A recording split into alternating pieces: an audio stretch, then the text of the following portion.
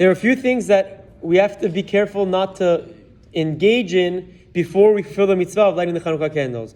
First and foremost, the Halacha explains that one should not eat a substantial meal, a seudah, prior to lighting the Chanukah candles. Why? Because anytime there's a mitzvah accessible, we have to run to fulfill that mitzvah before engaging in a seudah, engaging in any meal. Halacha explains what's considered a meal. Anything with bread that you eat more than 54, let's say cubic centimeters of bread, or mezonot, that's also of that amount or larger, you should not have prior to lighting the Chanukah candles. Instead, you first fulfill the mitzvah, then you eat your dinner. If your dinner is only meat and potatoes and some rice, then it would be okay. But to have it on bread or a lot of mezonot with al michya afterward, one should be careful not to do so.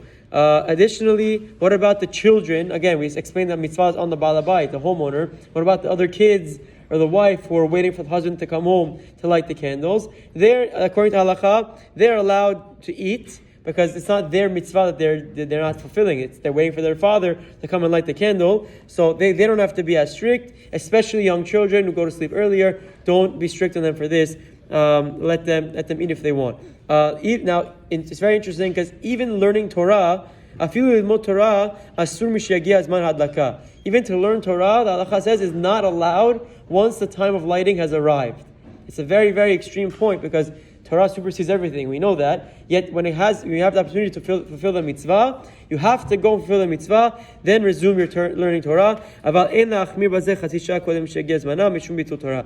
don't be machmir extra and stop doing that 30 minutes prior to when the time comes, because there will be bitul Torah. And now last, how long do the candles have to be lit? So we've explained that it has to be half an hour after Tzedek Kochavim, or if we light at sunset, 45 minutes.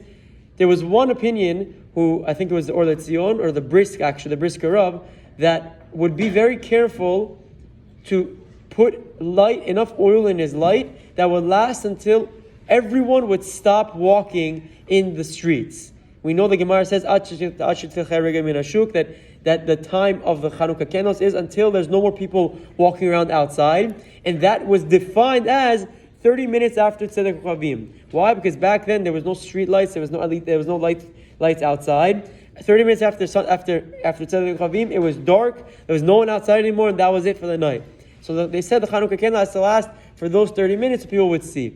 But today we have people that are going and coming until late night, midnight, early morning. Does that mean you have to have it lit the entire night? So there's one opinion that says, yeah, and he would add extra oil to his candles. La halacha, we explained, obviously there's no obligation to have your candles lit for 5-6 hours from Tzedek Kochavim all the way until midnight, because people are driving in the streets until midnight. If someone wants to, it's a hidur mitzvah, it's praiseworthy, it's beautiful, but there's no obligation to do so. So it's a nice idea on how long it has to last. The bare minimum is 30 minutes after Tzedek Kochavim. If you want to be strict and add it for longer, for more people that are driving in the streets, you may do so and you'll be praised. Have a wonderful day. Hanukah Sameach.